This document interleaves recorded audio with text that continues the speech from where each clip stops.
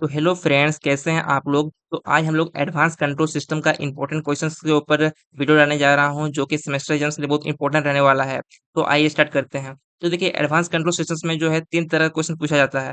पहला आपको पूछा जाता है थ्योरी, दूसरा आपका पूछा जाता है डेरिवेशन, तीसरा आपको पूछा जाता है न्यूमेरिकल्स। तो देखिए, थ्योरी प्लस डेरिवेशन दोनों जो है आपको 30 टू 40 मार्क्स को देखने को मिलता है, और जो न्यूमेरिकल्स है आपका वो 30 मार्क्स को देखने को मिलता है।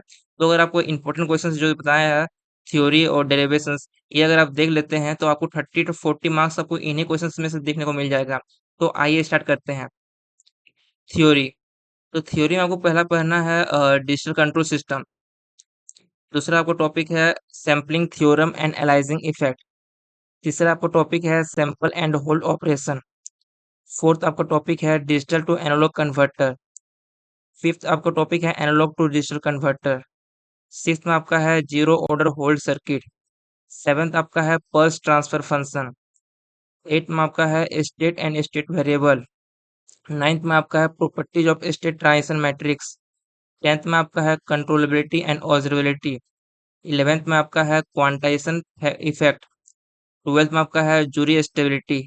13th में आपका है state feedback controller. 14th topic आपको पढ़ना है pole placement and state observer. 15th topic आपका है reduce order observer system. 16th में आपका है फुल ऑर्डर ऑब्जर्वर। 17 में आपका है लायापुनम स्टेबिलिटी थ्योरम। 18 में आपका है डुअलिटी थ्योरम। 19 में आपका है एलाइजिंग इफेक्ट। 20 में आपका है state the initial and final value theorem of jet transform. तो जो ये 20 टॉपिक है, इसका आप थ्योरी देख लें कि ये सब क्या होता है। इसके बारे में आपको 7 मार्क्स को देखने को मिल जाएगा एग्जाम में। फिर बात करते हैं हम लोग डेरिवेशन की। तो देखिए, एडवांस कंट्रोल सिस्टम में जो सब्जेक्ट है, इसमें आपको फिक्स कि इसमें से आपको डेरिवेशन देखने को मिलेगा। तो पहला जो क्वेश्चन आपका है, determine the transfer function of zero order hold circuit. आपको जो है जीरो ऑर्डर होल्ड सर्किट का आपको ट्रांसफर फंक्शन फाइंड आउट करना है। सेकंड में आपका है derive the expression for zero input response and zero state response for sample data system. आपको जीरो इनपुट रिस्पांस और जीरो स्टेट रिस्पांस का जो एक्सप्रेशन है वो को डिराइव करना है सैंपल डाटा सिस्टम्स के लिए। थर्ड आपका है derive the expression for non homogeneous state transition matrix. आपको non homogeneous state transition matrix का आपको एक्सप्रेशन डिराइव करना है।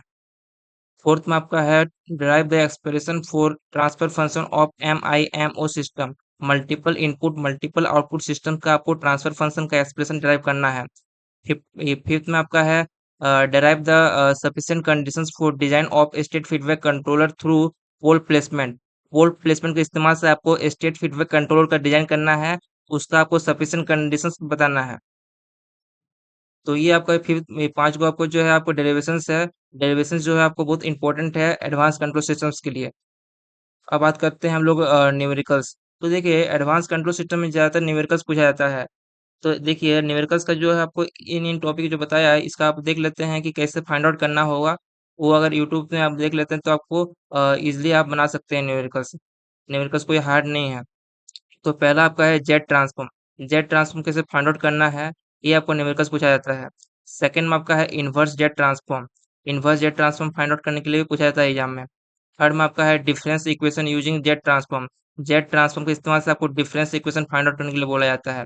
फोर्थ में आपका है eigen value and eigen vector. Eigen value और आइगन वेक्टर निकालने के लिए बोला जाता है। फिफ्थ में आपका जाता है pulse transfer function. Pulse transfer function find out करने के लिए बोला जाता है एग्जाम में। सिक्स्थ में आपका है स्टेट ट्रांजिशन मैट्रिक्स। सेवेंथ में आपका है कैरेक्टरिस्टिक्स इक्वेशन फाइंड आउट करने के लिए बोलता है। एट में आपका है ट्रांसफर फंक्शन। नाइन्थ में आपका है कंट्रोलेबिलिटी एंड ऑब्जर्वेबिलिटी। 10th में आपका है जूरी स्टेबिलिटी। 11th में आपका है state feedback gain matrix. 12th में आपका है लायापुनम स्टेबिलिटी। 13 में आपका है स्टेट मॉडल। तो ये जो टॉपिक बताया है 13 टॉपिक न्यूमेरिकल्स का है, इन्हीं टॉपिक से आपको न्यूमेरिकल्स देखने को मिलने वाला है एग्जाम में। तो फ्रेंड्स, जैसे कि आपको जो एडवांस कंट्रोल सिस्टम का जो आपको लेक्चर है वो कोई जनरली आप यूट्यूब में नहीं देखने को मिलने वाला है। तो मेरा जो चैनल है उसमें आपको एडवांस कंट्रोल सिस्टम का प्लेलिस्ट अवेलेबल है, वहाँ से आप वीडियो देख सकते हैं। और इसका अगर आपको नोट्स चाहिए थ्योरी और डेरिवेशन का, उसका लिंक मैं कमेंट में पिन कर दिया हूँ, वहाँ से आप लिंक से एक्सेस कर सकते हैं इसका जो नोट्स है वो। तो चैनल में अगर नए हैं तो सब्सक्राइब ज़रूर करें। Thank you.